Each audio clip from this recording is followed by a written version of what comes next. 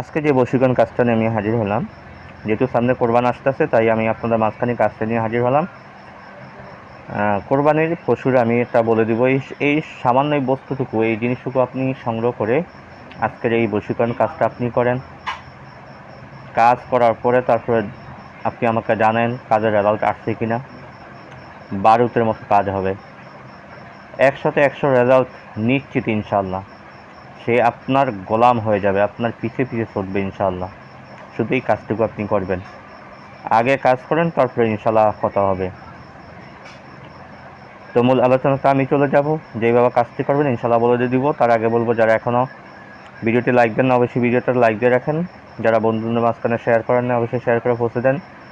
আর যারা নতুন আসছেন তারা চ্যানেলটি সাবস্ক্রাইব করে বেল বাটন অন করে রাখুন, যাতে পরবর্তী ভিডিও আপনার নোটিফিকেশনে চলে যায়। তো আসেন মূল আলোচনাতে আমি যাই। যারা আমাকে দিয়ে কাজ করতে চান তারা স্ক্রিনে ইমো নাম্বার, হোয়াটসঅ্যাপ নাম্বার দেওয়া আছে, সেখান থেকে আমার সাথে যোগাযোগ করে ইনশাআল্লাহ কাজ করতে পারেন। 100-100 গ্যারান্টি।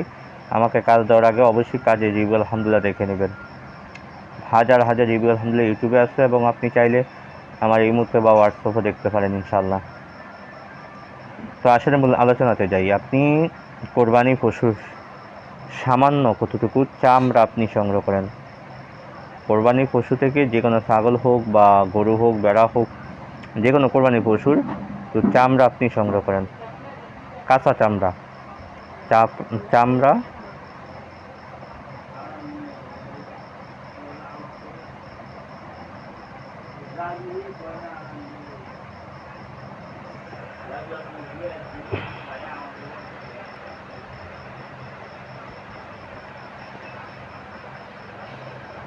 আপনি শুধু চামড়া সংগ্রহ করেন। চামড়া সংগ্রহ করে আপনি এই চামড়াটাকে ভালোভাবে ধুয়ে নেন। ভালোভাবে ধুয়ে সুন্দর করে এটা রোদ্রে শুকান। রোদ্রে শুকানোর পরে আপনি মেশকো, জাফরান, কুমকুম, গোলাপ জল, এই অরিজিনাল কালিটা আপনি সংগ্রহ করেন। এই মেশকো, জাফরান, অরিজিনাল এই কালিটা দিয়ে আমি স্ক্রিনে একটা নকশা দিয়ে দিই।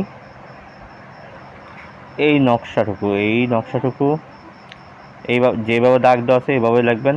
প্রথম ফালান বিন ফালানের জায়গায় আপনার নাম, আপনার মায়ের নাম অথবা বাবার নাম, তারপর ইলা, তারপর আপনার নাম, আপনার কাঙ্ক্ষিত ব্যক্তির নাম, বিনতে তার মায়ের নাম।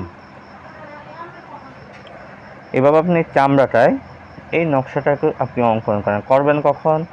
মাগরিব ও এশারের মধ্যবর্তী সময়। মাগরিব ও এশারের মধ্যবর্তী সময় মানে মাগরিবের নামাজ পড়ে লেখা শুরু করবেন, ইশারের নামাজের আগে যেন লেখা শেষ হয়ে যায়। এই সময়টায় আপনি তদবিরা লেখেন, 3টা তদবির লিখবেন, 3টি নকশা লিখবেন শুধু, মানে এই নকশাটি 3টা লিখবেন, 3টা চামড়া 3টা লিখবেন। সর্বপ্রথম আপনাকে কয়েকবার দুরূদ শরীফ করে নিতে হবে এবং সবার শেষেও কয়েকবার দুরূদ শরীফ করে নেবেন। মাঝখান দিয়ে আপনি একটা আমল আমি আপনাকে শিখে দিই। সেই আমলটা হলো ইউহিব্বুনাহুম কাহুব্বিল্লাহি ওয়াল্লাযিনা আমানু আশাদ্দু হুব্বান লিল্লাহ। এই আয়াতটুকু আপনাকে 701 বার পাঠ করে এই নকশাটার উপরে আপনি ফু দিবেন, চামড়ার উপরে। তারপর আপনার কাজ হয়েছে এই চামড়ার নকশাটাকে এইভাবে তাবিজ আকারে ফেঁসাইবেন। এইভাবে তাবিজ আকারে পেঁচাইয়া আপনি নকশাটা তাবিজ আকারে সুন্দরভাবে পেঁচাইয়া একটা নকশা জ্বলন্ত রবিবার দিন রাত্রিবেলা জ্বলন্ত কয়লার আগুনের ভিতরে আপনি ছেড়ে দেন।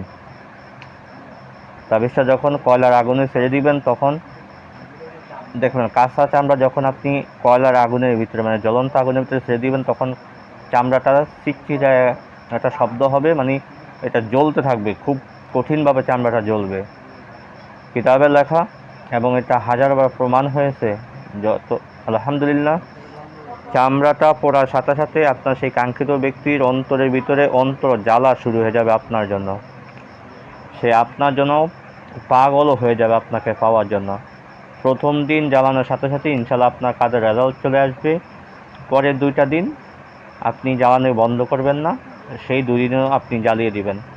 যদি প্রথম দিন রেজাল্ট না আসে, দ্বিতীয় দিন ইনশাল্লাহ নিশ্চিত। কোনো ভাগ্যক্রমে যদি দ্বিতীয় দিনও না আসে তাহলে তৃতীয় দিন জ্বালাবেন। তৃতীয় দিন যত বাধা আসুক, যত বাধা বিপত্তি, কোনো বাধা বিপত্তি ইনশাল্লাহ থাকবে না। 100% গ্যারান্টি, ফলাফল ইনশাআল্লাহ নিশ্চিত চলে আসবে। এটা 1000বার পরীক্ষিত এবং কিতাবের লেখাও পরীক্ষিত, আলহামদুলিল্লাহ। তো আপনি কাজটি করেন, সামনে কোরবান আসতেছে, কাজটি করেন, ইনশাআল্লাহ ফলাফল নিশ্চিত। বা আপনি চাইলে যদি আমাকে দিয়ে করাতে চান, তাও স্ক্রিনিং নাম্বার, হোয়াটসঅ্যাপ নাম্বার দেওয়া থাকবে, সেখান থেকে আমার সাথে যোগাযোগ করে নিতে পারেন। ইনশাআল্লাহ কাজ 100% নিশ্চিত ইনশাআল্লাহ। তো আজকে আলোচনা তো এই পর্যন্ত থাকবে, দেখা হবে পরবর্তী ভিডিওতে। সে পর্যন্ত আমার সাথেই থাকেন। আমার তৌফিক ইল্লা বিল্লাহ। আসসালামু আলাইকুম রহমতুল্লাহি ওয়া বারাকাতুহু।